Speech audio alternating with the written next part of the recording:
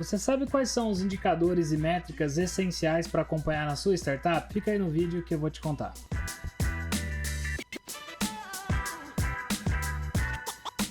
Eu sou o Cristiano Freitas, eu sou sócio fundador da Cirrus Contabilidade e falar de indicadores e métricas é um desafio para muitos dos empreendedores. Ora você controla demais, ora você controla de menos, mas existem alguns que são essenciais e importantes para o seu negócio. E é isso que eu quero compartilhar com vocês hoje. Acho que a principal recomendação que eu quero trazer aí de uma fase mais introdutória para o contexto de métrica é que você sempre analisa métricas e indicadores dentro de um período de tempo. O que é muito comum é você analisar isso mês a mês. Mas você pode analisar isso de forma semanal, semestral, anual, mas de forma geral, por prática de mercado, você analisa dentro de um período de tempo, que é mensal, e vai comparando como os seus indicadores e como as suas métricas vêm se comportando, tá? Acho que o princípio 1 é esse. Quando você vai falar sobre métricas, dá para você ter um volume aí de métricas, de indicadores do seu negócio. O que eu gosto de sempre falar e conversar com os empreendedores. Olhe para aqueles indicadores ou aquelas métricas que são as unidades essenciais ali econômicas do seu negócio. Ou seja, tudo de alguma forma vai estar relacionado a vendas, a aquisição, né, a entrada de cliente, e de outro lado aos seus custos essenciais ali para a entrega daquele produto ou serviço, tá? Então, isso aqui não é uma regra, é um princípio bem simples. Então, ou você olha para a receita e dali se desdobra algumas possibilidades de métricas e indicadores, ou você olha para a sua estrutura de custo para se desdobrar em outras métricas e indicadores, e depois de uma forma muito global a gente vai encaixar outros indicadores que estão relacionados a fluxo de caixa, tá relacionados a retorno sobre investimento e coisas desse tipo, tá? Quais são algumas métricas que eu gosto de olhar quando eu falo sobre negócio, tá? Independente do seu modelo de negócio, se você é SaaS, marketplace, uma empresa de treinamento, infoproduto, independente do seu nicho, essas métricas aqui elas podem ser aplicadas a você de alguma forma, tá? A primeira delas é custo de aquisição de cliente. Então, você como empreendedor tem que ter clareza, né, que cada novo cliente ele vai te custar um valor monetário. Por que isso é importante? Que a gente vai comparar com algumas métricas ali de retorno que esse cara te traz, sobre receita mensal, sobre lucratividade e por aí vai, tá? Quando você fala do custo de aquisição de cliente, você precisa entender quais são os custos, as áreas ou o que está envolvido para poder conquistar um novo cliente. De uma forma muito simples e comum, a gente olha muito para a área de marketing e vendas. Quando você olha para a área de marketing e vendas, o total de investimento que é feito nessas áreas, em comparação com a quantidade de clientes que você adquire, de novo, olhando para um período de tempo, você vai determinar de uma forma individual qual é o custo de aquisição de cada um desses clientes. Então, imagine que em determinado mês, a sua área de vendas e marketing ali te custou R$30 mil e você adquiriu 10 novos clientes, tá? Isso significa que 30 mil dividido por 10 vai dar um total de R$3 mil, que é o valor do custo de aquisição de cada cliente naquele período, tá? Uma vez determinado qual é o custo, né, de aquisição do seu cliente, então aqui no exemplo que eu dei, né, de R$30 mil é o custo total por 10 clientes, 3 mil o custo de aquisição individual, né, o valor de cada cliente ali adquirido. Aí a pergunta pode ser, tá caro ou está barato? E aí vai depender. E aí depende principalmente de uma métrica aqui, que é qual é a receita recorrente que você tem, né, com aquele cliente. Essa métrica de MRR, ela está relacionada ao valor mensal, né, que aquele cliente está disposto ou ele vai pagar para você em troca daquele serviço. Quando você fala de receita recorrente, ela é muito utilizada e muito comum em negócios de assinatura. Então, o que eu quero dizer? Você contrata um plano de software, você vai pagar mensalmente um valor. Quando você paga um serviço de consultoria, de contabilidade, jurídicos, são negócios que de modo geral têm planos, né? Então planos mensais e vão ter grupos, né, ou tipos diferentes de assinatura. Mas o mais importante, ele te gera uma receita recorrente, que é o que grande parte dos negócios buscam. Então se você olha, por exemplo, um aplicativo, é comum você ter lá a assinatura premium, né, basicamente. Por que ele faz isso? Porque além da receita eventual das recompras que você faz ali pelo app, ele também quer ter uma receita recorrente da sua assinatura. Então isso é uma estratégia muito comum, né? A streaming, SaaS, de modo geral, são modelos de negócios que vivem em cima de recorrência. Então, quando eu falei do custo de aquisição de R$3 mil, por que eu falei que se ele é caro ou barato depende? Depende de qual o valor que o cliente vai pagar pelo seu produto. Então, imagine aqui que você vende uma assinatura de um software e esse software ele mensalmente vai pagar R$300, ou seja, o seu custo de aquisição é 10 vezes o valor do seu MRR. Existem alguns estudos de referências de quantas vezes deveria ser o seu CAC em relação ao seu MRR, mas acho que mais importante disso, eu analiso isso com uma outra métrica, né, para poder responder do aspecto ali de negócio, se esses números eles fazem sentido, tá? Eu tô falando aqui em número em grandeza, depois eu vou trazer uma informação relevante, que eu gosto de olhar essas métricas por algumas variáveis, né? Então eu posso olhar receita sobre receita bruta, sobre receita líquida, né? Eu gosto de trabalhar algumas variáveis para a gente conseguir ter mais dados ali na mesa, tá?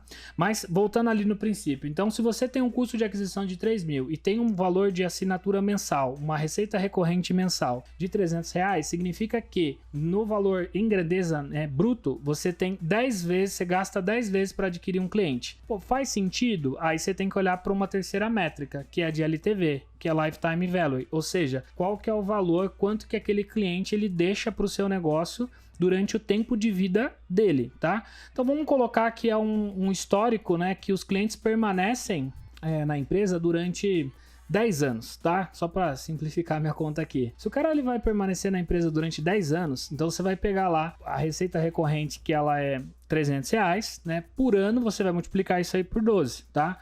300 por 12 vai dar R$3.600. Aí você desdobra uma outra métrica, que é ARR, que é a receita recorrente anual, beleza? Então, 3.600 por 10 anos, a gente tá falando que o LTV, esse cara vai gerar para você R$36 mil, porque eu vou fazer 3.600 vezes 10 anos. E aí a pergunta que eu faço, ter um custo de aquisição, né, de R$3 mil, considerando que esse cara vai trazer para o negócio, o valor para o negócio de R$36 mil, é barato ou é caro? Né? E aí eu falo, depende, porque aí você vai ter que desdobrar o seu LTV, tá? O que eu tô dizendo com desdobrar o LTV? Olhar por receita tão somente, não faz muito sentido. Eu gosto de analisar ou o valor de margem de contribuição, ou seja, por mais que a receita total seja 36 mil, quanto efetivamente sobra de margem aí de contribuição para o negócio, né? Tirando os custos que você tem para poder gerar aquela receita. Então, vamos imaginar que R$20 mil, tá? Então, de 36 mil, você gasta para produzir 36 mil, você tem um custo de 20 mil e te sobra 16 mil. Ou seja, a margem, né, de contribuição desse produto, ela é de 16 mil em comparação ao custo de aquisição de 3 mil. Então, faz sentido, tá? Então, faz sentido porque você está falando um pouco mais de 5 vezes o seu custo de aquisição. Outra análise que você pode fazer por mais que o LTV, a receita total, seja de 36 mil, qual que é o lucro líquido que esse contrato gera? Então, vamos considerar que ele gere um lucro líquido de 20% no final ali desse período de 10 anos, tá? 36 mil vezes 20%, a gente está falando de aproximadamente R$7.200 de lucro líquido. Ou seja, eu gastei R$3 mil e tive um lucro líquido final com aquele contrato de 7.200, ou seja, quase 2,5 vezes o valor do custo de aquisição. Esse dado aqui você tem que comparar se faz sentido para o seu mercado. Não se atentem aí a regras ou métricas aí médias, né, gerais. Olhe dentro do seu mercado se isso aí faz sentido, tá? Então, assim, de forma geral, né, gente, você tem que trabalhar um pouco com as métricas, comparando elas, né, comparando uma com a outra, né, comparando elas é ótimo, mas você vai comparando uma com a outra, entendendo o contexto, tipo, putz, tá barato ou tá caro, você tem que analisar um pouco o mercado, mas de modo geral aqui a gente falou de 3 métricas principais, quanto custa para adquirir um cliente, quanto que esse cliente deixa mensalmente de receita para mim, né, recorrente, e quanto efetivamente esse cara traz de retorno, né, qual que é o valor desse contrato no tempo, desse cliente no tempo, olhando sempre para receita total, receita líquida e lucro líquido, que são, acho, referências ali super importantes e simples de você entender no decorrer aí do tempo, tá? Putz, não sei calcular o lucro líquido ali do meu contrato, acho que é importante sentar ali com o responsável da área financeira, às vezes com um contador, com algum consultor, que ele naturalmente vai te ajudar a encontrar esse número, mas não negligencie ele porque ele é super importante. E aí, quando a gente fala de métrica de vaidade, é isso. Então você pode trazer, imagine o seguinte, você traga um contrato global de 36 mil, tem um custo de aquisição de 3 mil, mas o lucro líquido do contrato seja de 3.600. Cara, é muito pouco. né? Então, por isso que você tem que sempre brincar e trabalhar com esses números.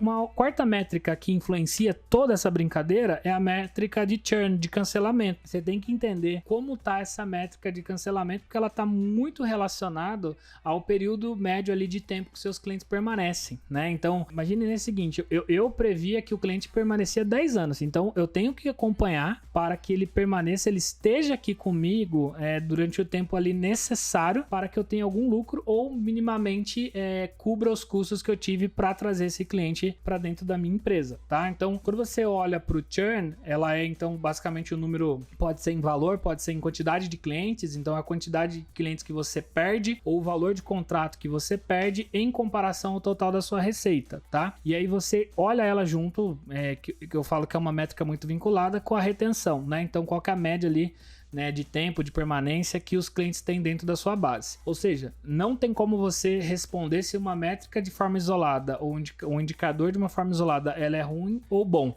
se você não olhar para o seu negócio e se você não comparar com um benchmark aí do seu mercado, tá? E além dessas métricas que eu falo de negócio propriamente dito, eu gosto de olhar para duas métricas ali mais de fluxo de caixa, tá? Ela é muito utilizada aí nas startups, no dia a dia, porque elas determinam aí uma necessidade de início de trabalho de captação ou de rounds de captação ali de investimento, tá? Que é quando você olha para cash burn ou burn rate, basicamente cara, quanto que você tá queimando aí de grana mensalmente? Como assim queimando de grana? Porque uma startup numa fase inicial, ela não tem lucro, né? Então, às vezes a receita é 100 mil, o cara consome 200, 300 mil reais e ela tem uma queima. Então, ela precisa de capital sendo injetado. Por isso que você você trabalha a captação de investimento com investidores, porque você precisa desse capital para manter aquele negócio em pé ou rodando durante um período de tempo aí, até que você chegue numa outra métrica que vai ser um papo seguinte, que é ponto de equilíbrio, tá? Então é super importante. Essa métrica você vai olhar ela em valor e você vai olhar ela também em meses, né?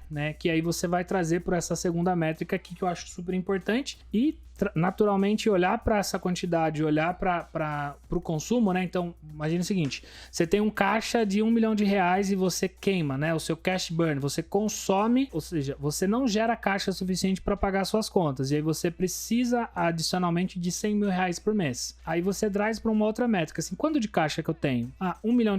E aí você vai criar essa próxima métrica que é runaway, assim, ou seja, quantos meses me restam? Né, de uma forma muito simples.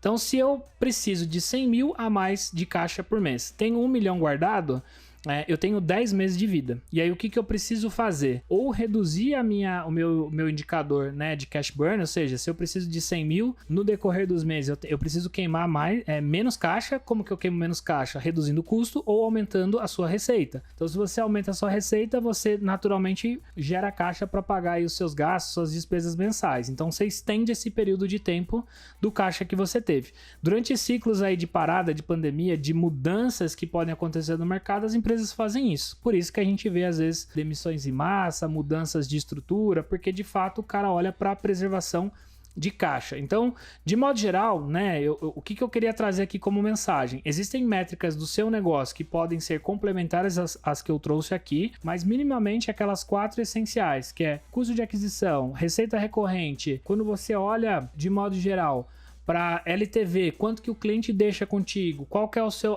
indicador ali de cancelamento. Juntando tudo isso daqui, você está olhando para o seu negócio, se ele tem indicadores econômicos que são saudáveis, sabe? Faz sentido, né? Porque se isso aqui for saudável, aí você consegue uma captação de investimento e sempre vai olhar para outras métricas. Qual que é a necessidade de capital, por que você precisa, aonde você vai injetar e naturalmente vai acompanhando ali na linha do tempo quantos meses lhe restam para uma próxima captação ou para que você planeje atingir um ponto de equilíbrio. O que eu recomendo para os empreendedores? Mesmo que você vá captar, sempre olhe para o seu negócio mirando ou buscando um ponto de equilíbrio. Se porventura a grana não entrar, você financeiramente segura a onda. E eu acho que isso é uma visão aí super importante que todos os empreendedores precisam ter. É todo negócio que dá para trabalhar dessa forma, sem depender de uma próxima rodada de captação? Não é, mas eu acho que se você buscar, você ganha tempo suficiente para fazer um bom negócio aí, porque você não está com necessidade imediata daquele dinheiro, né? Então, naturalmente, quando você não tem pressa, você faz negócios melhores. Espero que você tenha gostado desse conteúdo. De fato, quando a gente fala de indicadores e métricas, tem muito material por aí. Vou deixar aqui um link de alguns conteúdos do nosso site, algumas materiais ou dicas aí complementares para vocês. Então, espero que você absorva tudo isso e se qualifique, né? Se prepare um pouco melhor quando a gente está falando de indicadores e métricas do seu negócio. Eu garanto para você que isso vai mudar no decorrer da sua jornada empreendedora, mas é importante começar ali com o pontapé correto, tá? E não se esqueça de curtir, compartilhar e se inscrever no canal. Até o próximo vídeo.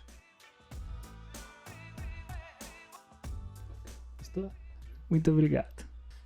De uma forma... Aí ficou, eu errei, né? Eu poderia tocar... Você corta quando eu erro assim? Qual que é como que é de Runaway? Basicamente... Tá certo essa pronúncia? Runaway, né? Runaway. Que é tipo a corrida de... O caminho, né? Como? A corrida de... O caminho. Vou fazer tudo de novo.